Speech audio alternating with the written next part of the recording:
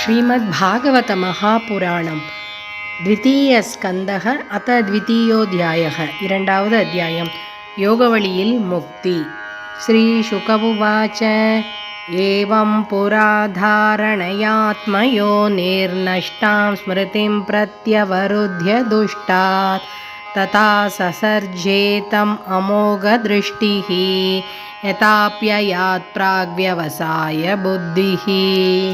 शब्दस्य हि ब्रह्मण एष बन्धाः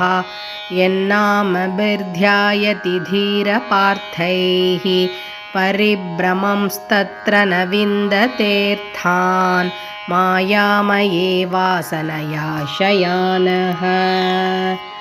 अतः कविर्नाम सुयावदर्थः स्यादप्रमत्तो व्यवसाय बुद्धिः सिद्धेन्यथार्थेन यतेत तत्र परिश्रमं तत्र समीक्ष्यमानः सत्यां क्षितौ किं कशिपोः प्रयासैः बाहौ स्वसिद्धेह्युपबर्हणैः किं सत्यञ्जलौ किं पुरुधान्नपात्र्या दिक्वल्कलादौ सति किं दुकूलैः क्षीराणि किं पति न सन्ति दिशन्ति भिक्षां नैवाङ्घ्रिपाः परभृतः सरितोऽभ्यसुष्यन् वृद्धा गुहा किमजितोऽवतिनोपसन्नान् कस्माद् भजन्ति कवयो धनदुर्मदान्धान् एवं स्वचित्ते स्वत एव सिद्धः आत्मा प्रियार्थो भगवान् अनन्तः तं निर्वृतो नियतार्थो भजेत संसारहेतो परमश्च यत्र कस्तां त्वनादृत्य परानुचिन्ताम् उते पशून सतीं नाम युञ्ज्यात् पश्यन् जनं पतितं वैतरण्यां स्वकर्मजान् परितापाञ्जुषाणाम् केचित् स्वदेहान्तर्हृदयावकाशे प्रादेशमात्रं पुरुषं वसन्तं चतुर्भुजं कञ्जरताङ्कशङ्कगतादरं धारणया स्मरन्ति प्रसन्नवक्त्रं नळिनायते क्षणं कदम्बकिञ्जल्कपिशङ्गवाससं लसन्महारात्नहिरण्यमयाङ्गतम् स्फुरन्महारत्नकिरीटकुण्डलम् उन्निद्रहृत्पङ्कजकर्णिकालये योगेश्वरास्थापितपादपल्लवं श्रीलक्ष्मणं कौस्तुभरत्नकन्दरम् अम्लानलक्ष्म्या वनमालयाचितं विभूषितं मेखलयाङ्गुलीयकैर्महाधनैर्नूपुरकङ्कणादिभिः स्निग्धामलाकुञ्चितनीलकुन्दलैर्विरोचमानाननहासपेशलम् अधीनलीलाहसितेक्षणोल्लसत् भ्रूभङ्गसंसूचितभूर्यनुग्रहम् ईक्षेत चिन्तामयमेनमीश्वरं यावन्मनोधारणयावतिष्ठते एकैकशोऽङ्गानि धियानुभावयेत् पादाति यावद्धसितं गताभृतः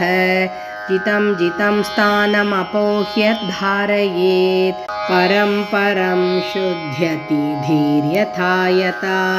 यावन्न जायेत परावरेऽस्मिन्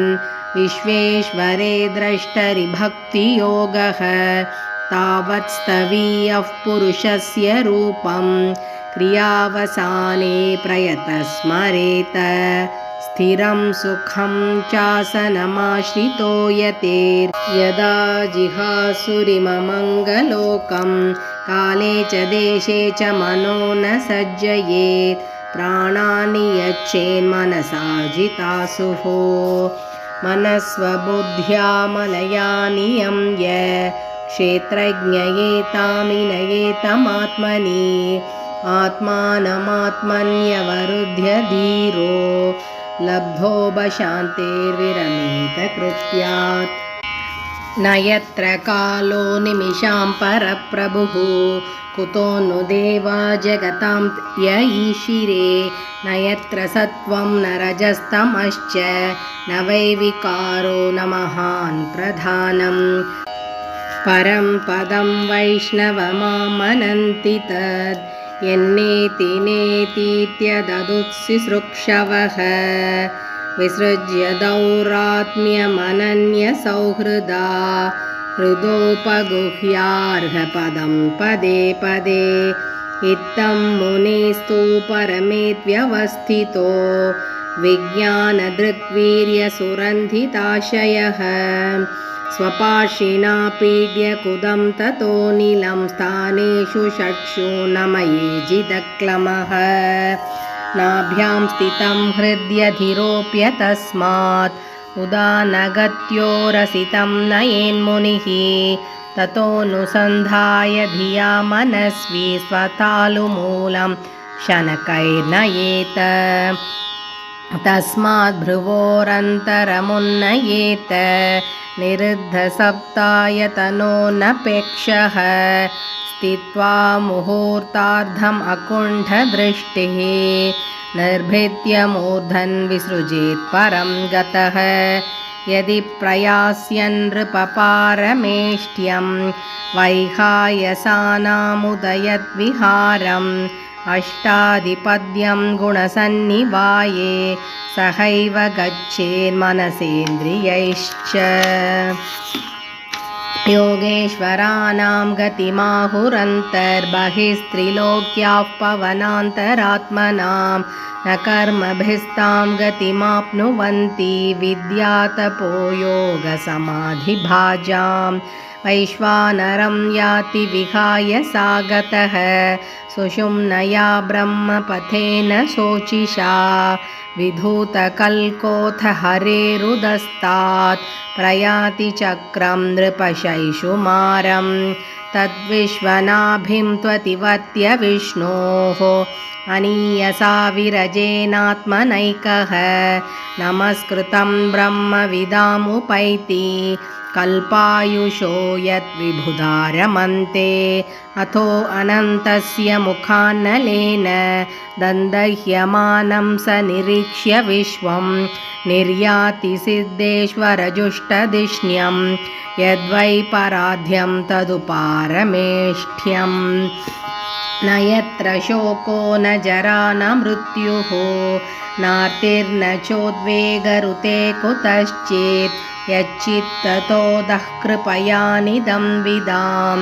दुरन्तदुःखप्रभवानुदर्शनात् ततो विशेषं प्रतिपद्य निर्भयस्तेनात्मनापो नलमूर्तिरत्वरन्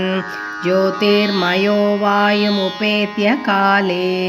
वाय्वात्मनाखं बृहतात्मलिङ्गम् घ्राणेन गन्धं रसनेन वैरसं रूपं तु दृष्ट्या स्वशनं त्वचैव श्रोत्रेण चोपेत्य नभो गुणत्वं प्राणेन चाकूतिमुपैति योगी सभूतसूक्ष्मेन्द्रियसन्निकर्षं मनोमयं देवमयं विकार्यं संसाद्य गत्या सह तेन याति विज्ञानतत्त्वं गुणसन्निरोधम् तेनात्मनात्मानमुपैति शान्तम् आनन्दमानन्दमयोऽवसाने एतां गतिं भागवतीं गतो यः स वै पुनर्नेह विसज्जतेऽङ्ग एते श्रुतीते नृपवेदगीते त्वयाभिपृष्टेह सनातने च ये वै पुरा ब्रह्मण आह पृष्ट आराधितो भगवान् वासुदेवः न ह्यतोऽन्यः शिवः पन्थाः विशतः संसृता विह वासुदेवे भगवति भक्तियोगो यथो भवेत् भगवान् ब्रह्म कात्स्न्येन त्रिरन्वीक्ष्य मनीषया तदध्यवस्यत् कूटस्थो रतिरात्मन्यतो भवेत् भगवान् सर्वभूतेषु लक्षितस्वात्मना हरिः दृश्यैर्बुद्ध्यादिभिर्द्रष्टा लक्षणैरनुमापकैः तस्मात् सर्वात्मना राजन् हरिः सर्वत्र सर्वदा श्रोतव्यः कीर्तितव्यश्च स्मर्तव्यो भगवान् नृणां पिबन्ति ये भगवत आत्मनः सताम् कथामृतं श्रवणपुटेषु संभृतं पुनन्ति ते विषयविदूषिताश्रयं व्रजन्ति तच्चरणसरोरुहान्तिहम् इति श्रीमद्भागवते महापुराणे पारमहंस्यां संहितायां द्वितीयस्कन्धे पुरुषसंस्थावर्णनं नाम द्वितीयोऽध्यायः। हरे नमः हरे नमः हरे नमः।